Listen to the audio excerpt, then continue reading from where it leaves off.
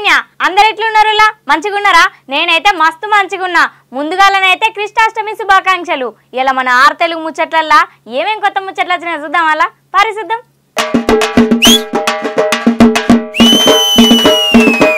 చిన్నప్పుడు కృష్ణాష్టమి వచ్చిందంటే చాలు మా రజిత నేను రాధాకృష్ణుల గెటప్ వేసుకొని బల్లెకోయి అక్కడ కోలాటం ఉట్టి కొట్టుడు ఇవన్నీ సంబరాలు అయితే వేసుకునేది. ఇక అవన్నీ ఇలా కృష్ణాష్టమి కాబట్టి నాకు మతికొచ్చి చెప్తాన్నా. ఇవాళ ఎక్కడెక్కడ పండుగ ఏమేం చేసుకుంటారో చూద్దాం అలా కృష్ణాష్టమి గురించి.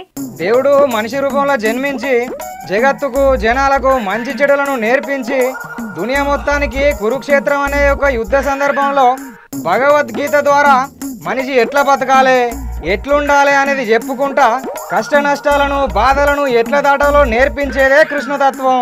ఇక రాష్ట్రంలో దేశంలోనే కాకుండా మొత్తం దునియా మీద ఇవాళ చిన్ని కృష్ణుని పుట్టినరోజైన కృష్ణాష్టమి వేడుకలు అయితే మస్తు సంబరంగా అయితే జరుగుతున్నాయి. చాలా బడులల్లా పిల్లలు రాధాకృష్ణుల వేషాలు వేసుకొని చూడముచ్చటగా అయితే ముస్తాబు అయ్యిండ్రు. ఉట్టిగొట్టుడు నృత్యాలు చేసుడు పూజలు చేసుడు ఇట్లా బడులల్లా బయట మస్తు హడావిడిగానైతే ఉన్నది.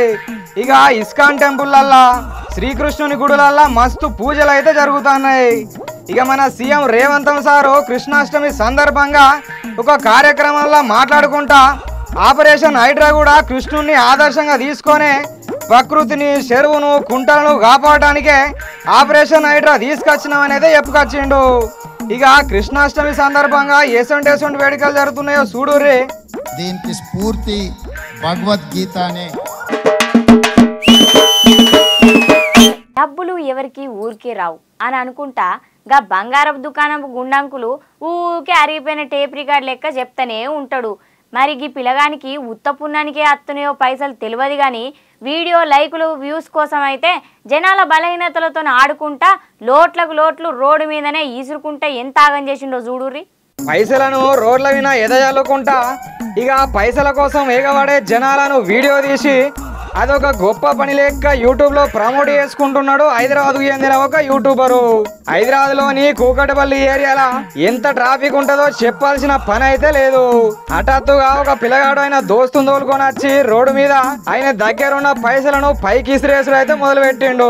ఇక అక్కడ ఉన్న జనాలు ఎగబడి ఆ పైసలు ఏరుకుంటుంటే నవ్వుకుంటా వీడియోలు అయితే తీసిండు. ఇలా మొత్తం 4 జాగాలలో వీడియోలు తీసుకున్నాడట. ఇక ఆయన ఏడేడా ఈ పని అయితే చేసిండో అక్కడ ట్రాఫిక్ అయితే ఫుల్ జామ్ అయిపోయింది. ప్రజలు డబ్బు పిచ్చోళ్ళని చెప్పడానికి ఈ వీడియోలను చేసుకుంటా ప్రజలను తాను ఎట్లా పిచ్చోళ్ళను వేసినో చూపించుకుంటా తన యూట్యూబ్ ఛానల్ ఇన్స్టాగ్రామ్ ల వీడియోలను అయితే పెట్టుకున్నాడట. ఇక ఈ యూట్యూబర్ పేరు హర్షగా గుర్తించిర్రు. సోషల్ మీడియాలో వీడియోలు వైరల్ అయినా గానీ ఇప్పటి వరకు కూడా పోలీసులు ఈ యూట్యూబర్ పై ఎటువంటి చర్యలు తీసుకోలేదని తెలుస్తుంది. డబ్బులను గిట్లా రోడ్ల మీద వెదజల్లుడు నేరమని ట్రాఫిక్ లో తొక్కిసలాట జరిగేలా డబ్బుల్ని వెదజల్లుతూ పలువురు ప్రాణాలకు ముప్పు తెప్పించే పనిగా ఇది అత్యంత తీవ్రమైన నేరం అని అయితే కొంతమంది అంటున్నారు. ఈ యూట్యూబర్ పై పోలీసులు కఠినమైన చర్యలు తీసుకోవాలని జనాలు అయితే డిమాండ్ చేస్తున్నారు.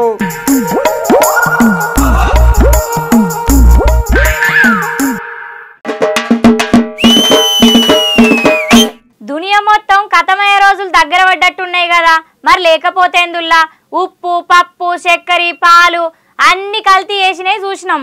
ఇక ఇవన్నీ చాలయన్నట్టు కూరలు వేసుకునే ఉల్లిపాయను కూడా కల్తీ చేస్తాన్రు.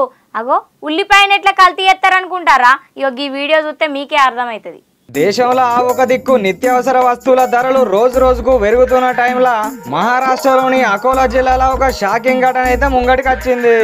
ధరలు పెరుగుతున్నప్పుడు కమాయించడానికి ఇదే టైం అన్నట్టు సిమెంట్ తోని ఉల్లిపాయలు తయారు చేసుకుంటా అమ్ముడు మొదలు పెట్టిరు కొంతమంది బట్టే బాజగాళ్ళు.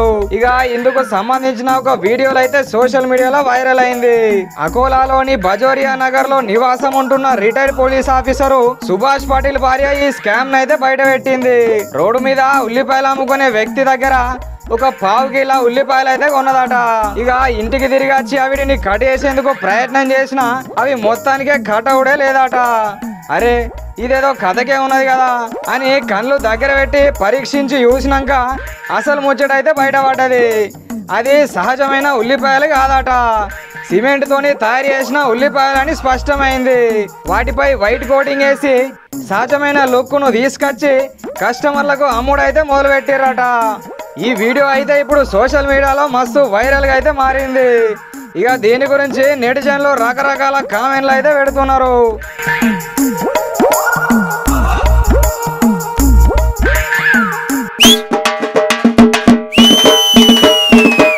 మధ్య హైడ్రా పేరు వినబడితేనే పెద్ద పెద్ద బడా బాబులకైతే అస్సలకే మనసున పడతలేదుల్లా.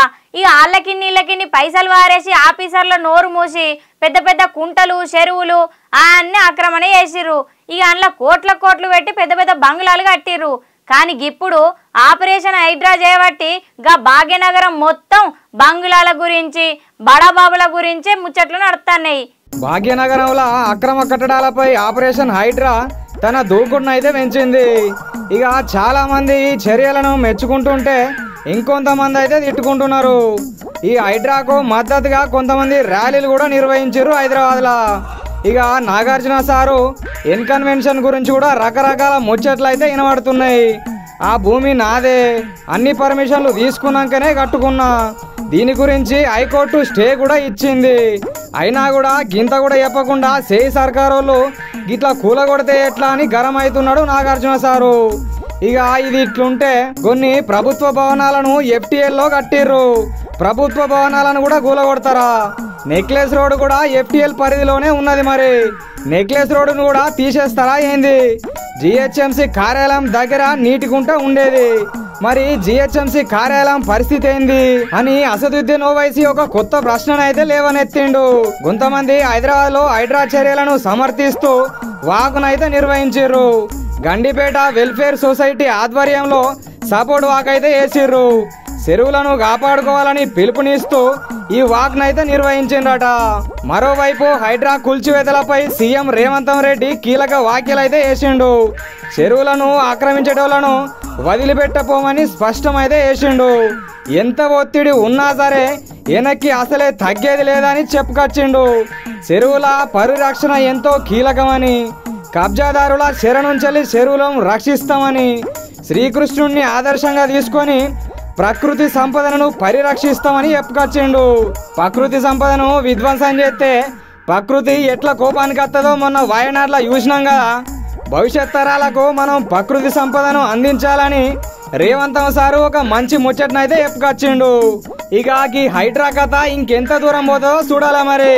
చూసిరు కదా ఆరు తెలుగు ముచ్చట్లు ఎట్లున్నాయి, మస్తున్నాయి కదా. మళ్ళా రేపు గిరాల గిక్కనే కలుద్దాం. అప్పటిదాకా చూస్తూనే ఉండురే మన ఆరు తెలుగు. శనార్థి.